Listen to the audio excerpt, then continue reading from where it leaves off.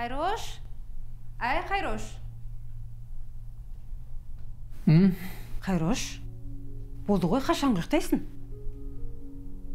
Қазір атан келсе, ұрыс естисің. Бол енді тұра ғой. Барып дүкеннен нан әкелші. Жапқан наның тағы жетпей қала ма, білмей тұрмын. Қазір, мам. Нанға жететін ақшаны қойып кеттім. Тұра ғой. Бол енді, тұра ғой. Жарайды.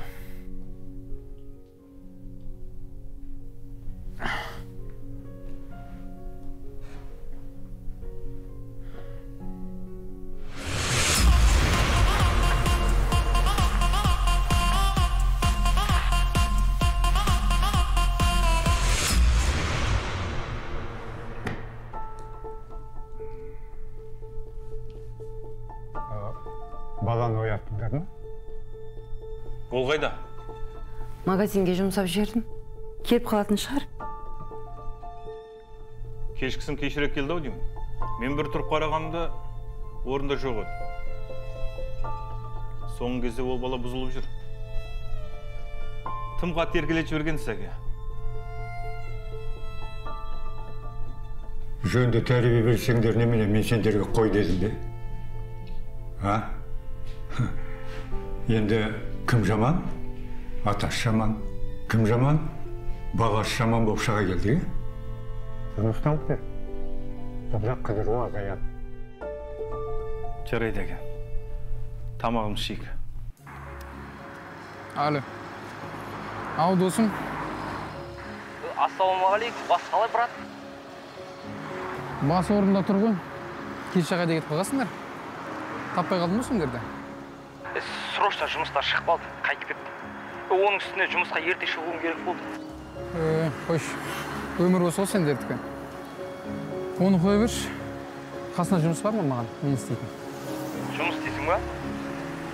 Білмеймін, сұрастырып көрейін. Басы керек деп жатыр, сразу сені тартамын ғой, досым. Бірақ сен мұндай жұмыстар істейтін жарсың, Көп сөйлей бермеші.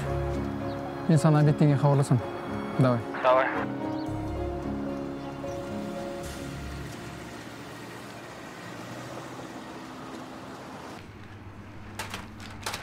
Түсінбеді, 410 бұл кеткен ба? Түсінбейтін несі бар. Бізге қалай әкеледі, халыққа солай сатамыз. Үстіне болмайтын нәрсе ғана болсаңыз. Жоқ, өткен аптада ғана 310-нан алдық қой. Сонда бір апта өтпей жатып, 100 теңге қосып жібересіңдер ме? Маған не дейсің? Сәлемен, Сәпке. Қалайсың, кір? Маған не дейсің мен? Доллар көтеріліп кеткен, барлық нәрсе өсіп жатыр. Сенбесең, бар басқа дүкеннен барып көр, салыстыр. Мен жүрейін енді магазин аралап, бағасын салыстырып.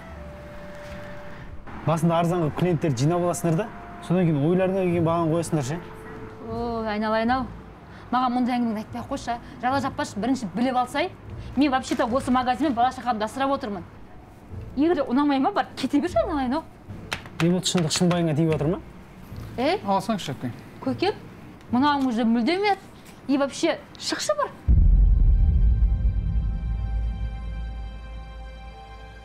Кет, алмайсың ба, наны? Алмайсың ба? Мен клиентпін, клиент всегда прав.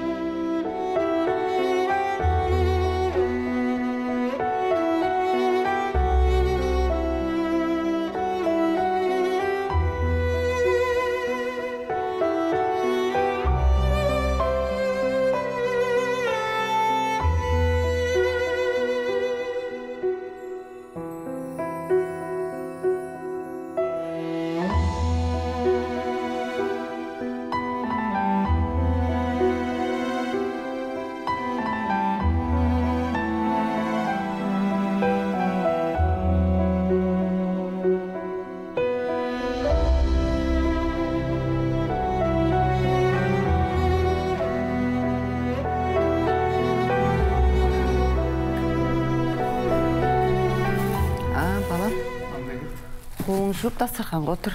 Қолым жүк қойдым. Таңға дейін қайда болдың? Мен ба? Мен сенен сұрап тұрмын. Еш қайда ке? Сенем? Мен отыр екен деп ойламайсың. Айғайлай бересің.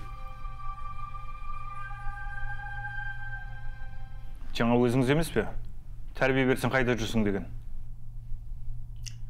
Сонда немене тәрбиені дастархан басында беру керек пе?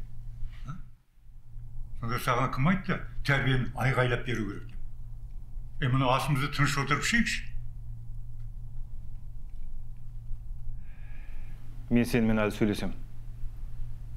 Ертеңнен бастап дайындал. Мен қасыма жұмысқа шығасың. Жүк тасушы болып.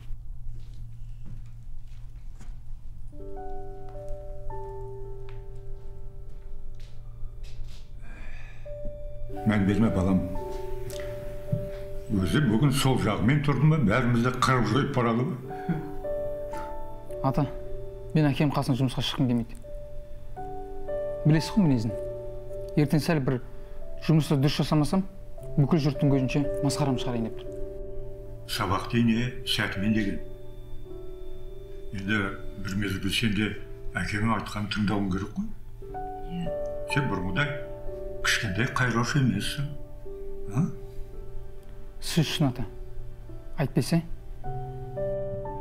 Айтпесе немене? Осылай сомадай болғанша жүре бересің бе? Олай болмайды. Аяқ қолың бүтін. 12 мүшем сау тұрғанда тірлік еткен абзал балам. Жарайды.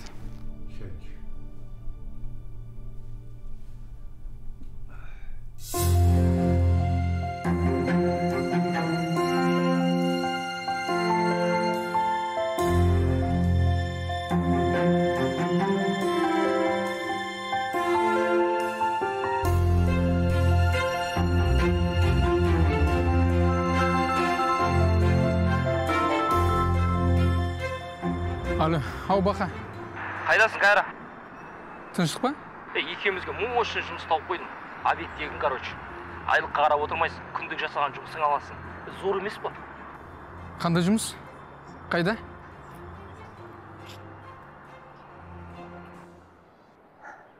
Досым, осы жер ау деймін. Қазір звонок жоқ. Алло. Иә, аға, келіп тұрмыз. Кірсін. Кірш. Иә, аға, кіріп жатырмыз.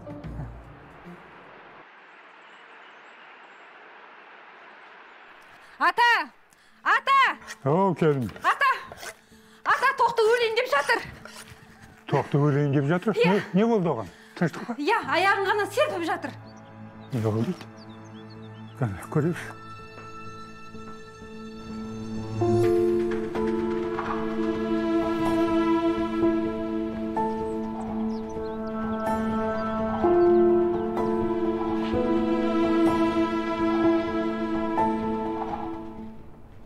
Аға, әлі біраз жүреміз о? Кеп қалды.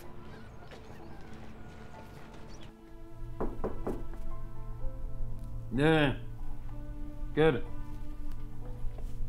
Ассаламу алейкум ва рахматуллахи ва баракатух. Уағалейкум ассалам ва рахматуллахи ва баракатух. Ақи, нәжіктер кешегі хабарландыру бойынша кетті. Машалла. Келдір, отырыңдар. Мен онда сыртта болам. Иә. Қош келдіңдер, жігіттер. Жұмыс бар деген соң келдік, аға. Бұған дейін қай жерде жұмыс жасадыңдар? Мен жұмыс жасамағам. Оқудан кейін боспын. Мен вокзалда грузчик болып жұмыс істедім. Денсаулық жек қойды, аға. Істеп жатқаныңа денсаулығыңа да зиян. Иә, жұмыс бар. Бұрын ғана айтын жұмыс емес.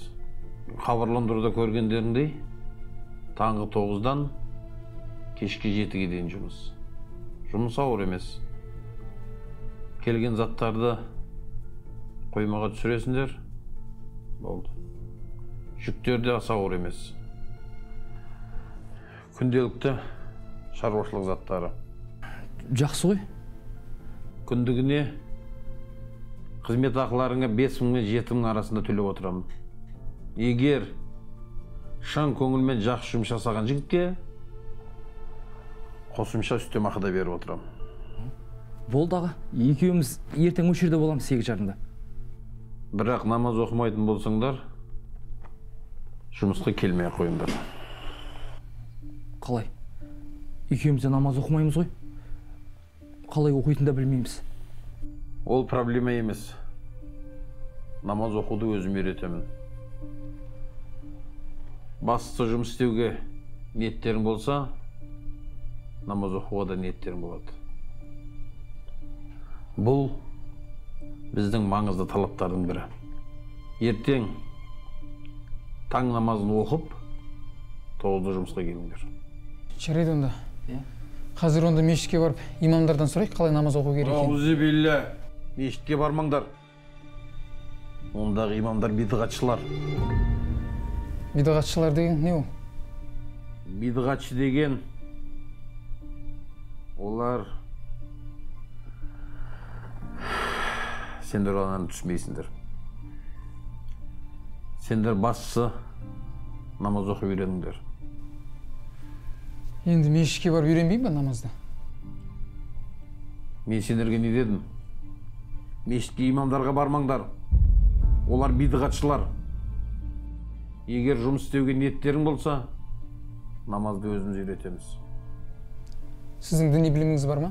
Сіз қалай үйретесіз намазды? Намаз оқу үшін аса діни білімнің қажеті жоқ. Мен сендерге өзіміздің ұстаздардың аудиозапистерін берейін.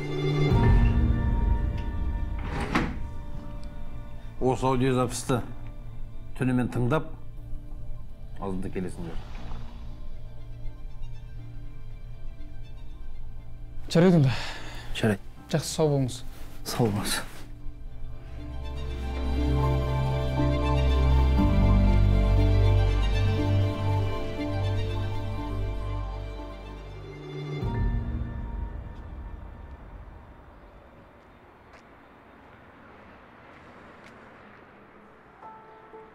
Досым, бұл қызық болды ғой, іштегілер күдікті көрініп жатқан жоқ болсаған?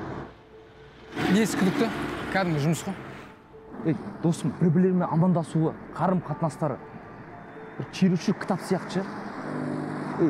Бұндай коллективті мен бірінші рет көріп тұрмын. Баха, короче, папаң қасынан газель деп жүргенше, осы жерде оқу деген намаздарын оқып, жұмыс жасап жүре берем. Меніңше жаман нәрсе айтып тұрған жоқ. Жарайды. Таң намазын айтайын ба? Бірінші өзің тұрбасшын. Давай. Давайсаң, давай. Давай деппін ғой, досым, тоқташы.